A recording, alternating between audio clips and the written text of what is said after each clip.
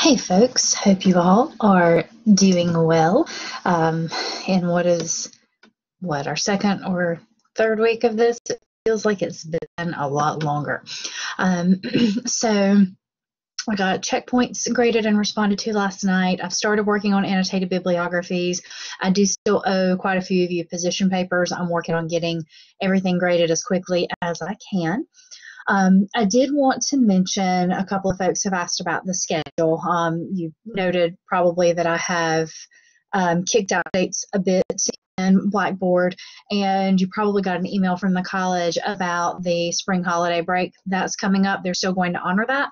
We technically didn't have any work due in the time period that we would be out. But I am going to go ahead and give you all a few extra days on the sentence outline if you need it. If you go ahead and get the sentence outline done early or on time, I'll be grading them. But if you need the extra time, please do take it. I'm going to kick that out to the following Wednesday, April 15th.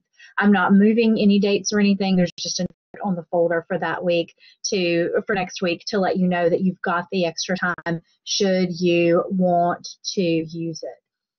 So I wanted to talk to you a little bit about where things are with the research paper.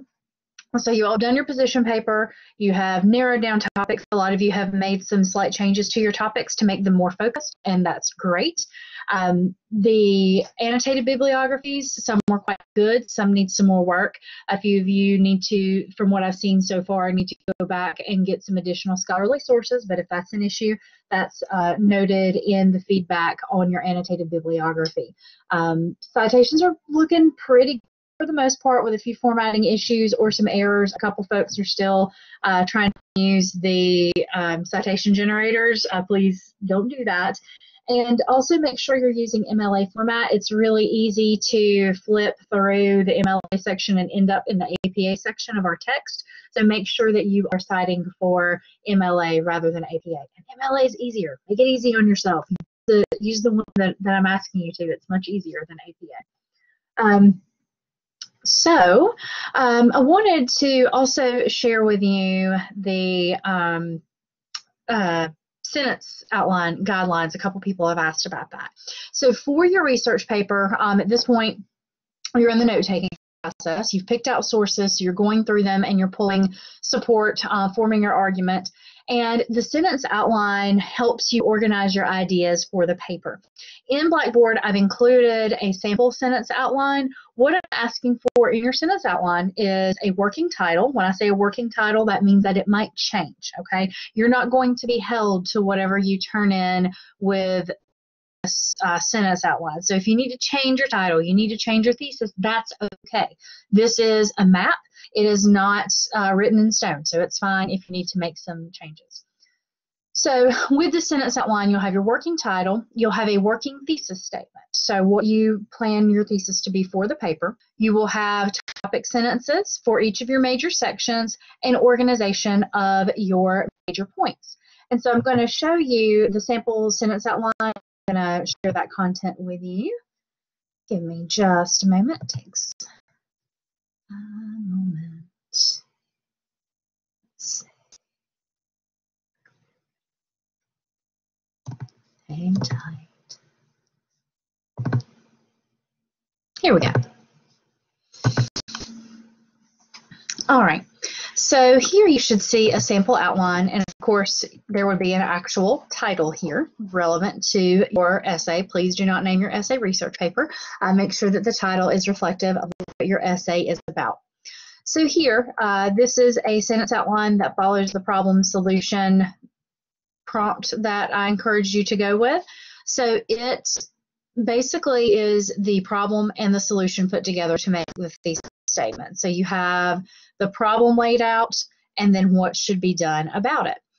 So the first section of this paper goes in and gives some background on the problem, and you see there is a full sentence here. You're going to see the same thing in the next section. The topic sentence, there's a complete sentence at the beginning of that section. You'll notice that the thesis statement and the topic sentence all have Roman numerals. That's your first level of organization in the sentence outline. And then you'll see the capital letters. That's the second level of organization in the sentence outline. If you have supporting points to go with your capital letter levels, those will be numbered 1 and 2. If you are getting really detailed and you have additional information, that could use lowercase letters beneath your 1 and beneath your 2. Whenever you are doing a sentence outline, if you have a 1, you have to have a 2. If you have an A, you have to have a B. So if you're making subpoints, make sure that you have at least 2 of them. Otherwise, if I only had 2 and A here, what's in A could just be enveloped in that topic sentence in Roman numeral 2. So again, the way I've got this organized: background information, reasons to make the change, the change that I am proposing, addressing my opposition. Remember, you do have to address those people who will disagree with you. And then coming back and reinforcing my points, and then the conclusion.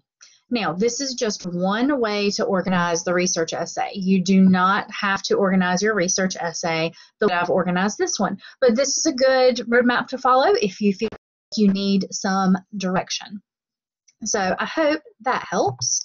The other thing that I want to talk to you a little bit about is note taking.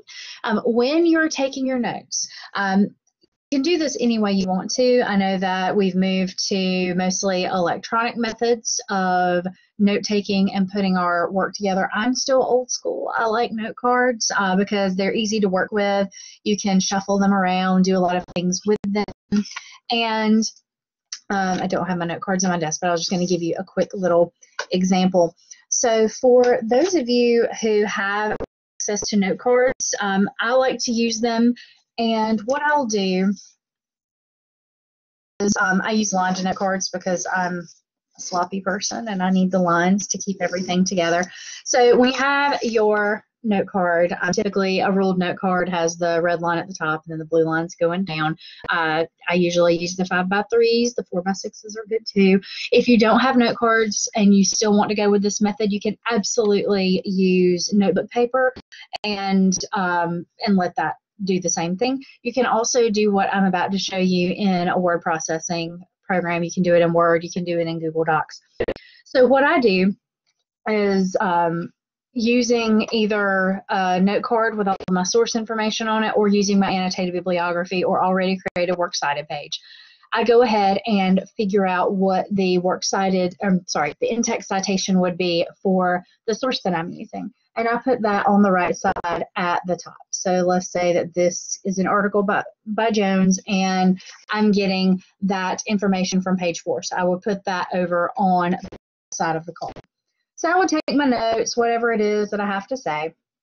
If I paraphrase it, I'm going to write on the card that I paraphrased it, okay? If I quote it, I'm going to go ahead and put it in quotation marks. If I summarize it, I'm going to write down that I summarized it.